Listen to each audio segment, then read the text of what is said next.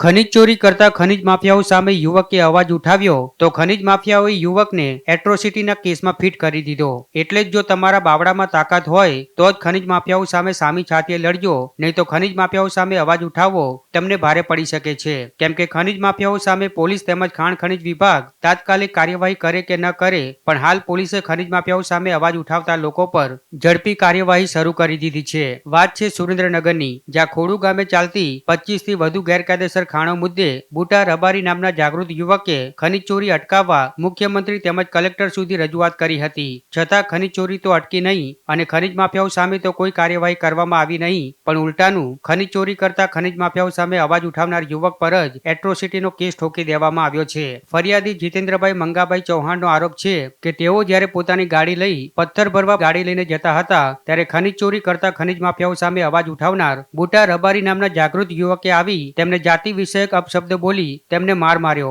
અને જો કોઈને જાણ કરશે તો જાનથી મારી નાખવાની ધમકી આપવામાં આવી। ત્યારે હાલ પોલીસે તપાસનો ધમધમાટ શરૂ કર્યો છે। ત્યારે ખનીજ ચોરી કરતા ખનીજ માફિયાઓ સામે પોલીસ કાર્યવાહી બાદમાં કરશે, પણ હાલ ખનીજ ચોરી કરતા ખનીજ માફિયાઓ સામે અવાજ ઉઠાવનાર લોકો સામે કાર્યવાહી શરૂ કરી દીધી છે।